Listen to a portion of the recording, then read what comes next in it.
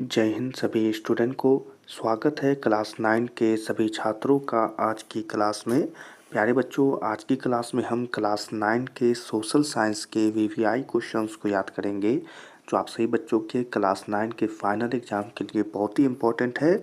और अगर आपके स्कूल में मंथली एग्ज़ाम हो रहे हैं तो उसके लिए भी बहुत ही इम्पोर्टेंट क्वेश्चन सब है। तो सभी छात्र क्लास को अच्छे से देखिएगा। क्लास का पहला क्वेश्चन सही बच्चों के लिए, 1774 ईस्वी में फ्रांस की राजगद्दी पर कौन आसीन हुआ था? वीवीआई क्वेश्चन है, तो एक एक प्रश्न का आंसर भी बताते हुए चलिएगा। 1774 ईस्वी में फ्रांस की राजगद्दी पर कौन आसीन हुआ था? तो आपको याद रखना है लुई 14वां। ठीक है, इस प्रकार से लिखते हैं। तो यह क्या है? असल में यह होता है प्यारे बच्चों 14। ठीक है, तो लुई 14 भी आप याद रख सकते हैं। चलिए अगले क्वेश्चन को देखेंगे। अगला क्वेश्चन सही बच्चों के लिए कि लिबरे क्या है? बहुत ही वीवीआई क्वेश्चन है, तो सही बच्चे अच्छे से समझेंगे। क्वेश्चन है कि लिबरे क्या है? तो आपको याद रखना है कि फ्रांस की मुद्रा। ठीक है, क्या याद रखेंगे? लिबरे क्या है? तो फ्रांस की मुद्रा को ही लिबरे कहा जाता है। चलिए अगले क्वेश्चन को यहाँ पर अगर देखेंगे सही बच्चे, तो क्वेश्चन है कि सीधे राज्य को अदा किए जाने वाले कर को क्या कहते हैं? यह भी बहुत ही वीवीआई क्वेश्चन है, तो अगर आंसर पता हो तो बताइएगा। सीधे राज्य को अदा किए जाने वाले कर को क्या कहते हैं? तो सभी बच्चे याद रखेंगे, उसे हम टाइल कहते हैं। क्या कहते हैं? टाइल कहते हैं। तो सभी को याद रखना है। अगले क्वेश्चन की तरफ बढ़ते हैं। अगले क्वेश्चन को देखेंगे सही बच्चे। अगला क्वेश्चन सही बच्चों के लिए, टाइड का अर्थ क्या होता है? बहुत ही वीवीआई क्वेश्चन है प्यारे बच्चों, तो अगर आपको आंसर पता होगा तो जल्दी से बताइएगा। टाइड का अर्थ क्या होता है? तो आपको याद रखना है, इसका आंसर होगा धार्मिक कर। ठीक है, क्या होगा? टाइड का अर्थ क्या होता है? तो आंसर याद रखिएगा, आंसर हो जाएगा धार्मिक कर। अगले क्वेश्चन को देखेंगे। अगला क्वेश्चन है, फ्रांसीसी क्रांति कब शुरू हुई थी? बहुत ही वीवीआई क्वेश्चन है, बहुत बार आपके परीक्षा में यह प्रश्न पूछा है कि फ्रांसीसी क्रांति कब शुरू हुई थी? तो आपको याद रखना है 14 जुलाई 1789। ठीक है, क्या याद रखेंगे? 14 जुलाई 1789 को फ्रांसीसी क्रांति की शुरुआत हुई थी। ठीक है, चलिए अगले क्वेश्चन को देखेंगे। अगला क्वेश्चन है सही बच्चों के लिए कि चर्च के विशेष कार्यों को करने वाले व्यक्तियों के समूह को क्या कहते हैं? बहुत ही आसान क्वेश्चन है, तो सही बच्चे आंसर भी बताएंगे कि चर्च के विशेष कार्यों को करने वाले व्यक्तियों के समूह को क्या कहा जाता है? तो याद रखेंगे पादरी वर्ग कहा जाता है। ठीक है, क्या याद रखना है? पादरी वर्ग।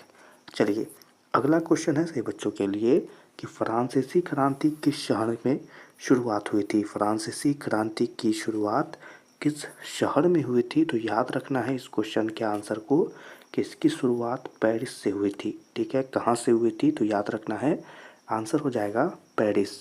चलिए जल्दी से अगले क्वेश्चन को देखते हैं। अगला क्वेश्चन है कि मार्सिले क्या है? छोटा सा क्वेश्चन है पर बहुत ही इम्पोर्टेंट क्वेश्चन है, तो याद रखेंगे कि मार्सिले क्या है? तो फ्रांस का राष्ट्रीय गीत है। ठीक है, क्या है? फ्रांस का राष्ट्रीय गीत।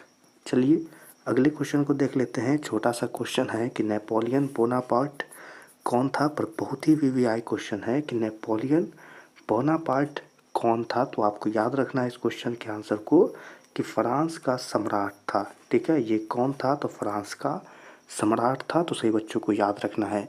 अगले क्वेश्चन को देख लेते हैं।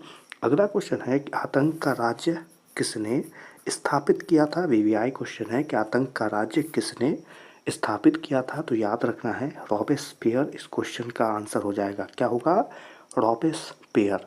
चलिए अगले क्वेश्चन को देख लेते हैं। अगला क्वेश्चन है ओलम द गुज कौन थी? क्वेश्चन है ओलम द गुज कौन थी? तो आपको याद रखना है चित्रकार महिला थी। कौन थी?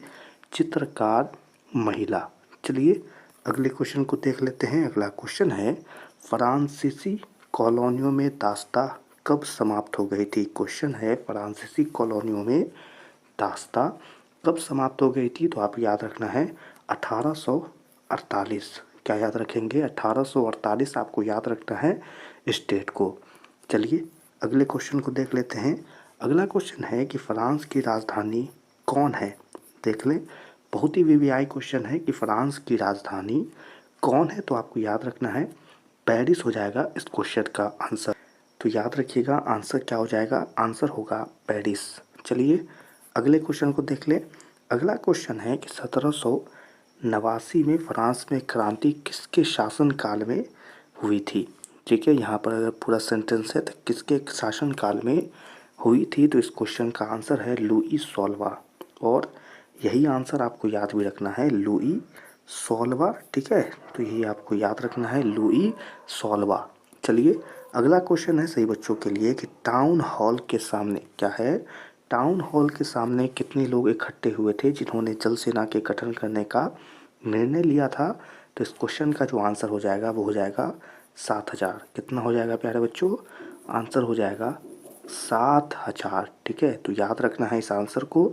और इसी क्वेश्चन और आंसर के साथ क्लास में पढ़ाए गए सभी क्वेश्चन और आंसर यहीं पर समाप्त होते हैं। क्लास में पढ़ाए गए सभी क्वेश्चन और आंसर सभी बच्चे अच्छे से याद कर लीजिएगा। एक एक प्रश्न बहुत ही वीवीआई है सभी बच्चों के क्लास 9th के लिए। तो चलिए आज की क्लास को यहीं पर समाप्त करते हैं। क्लास पसंद आई हो तो लाइक कर दे और अपने क्लास 9th के एग्ज़ाम के लिए चैनल को ज़रूर सब्सक्राइब करें। सभी छात्रों से मिलेंगे अगली क्लास में, तब तक के लिए आप सभी छात्रों को जय हिंद।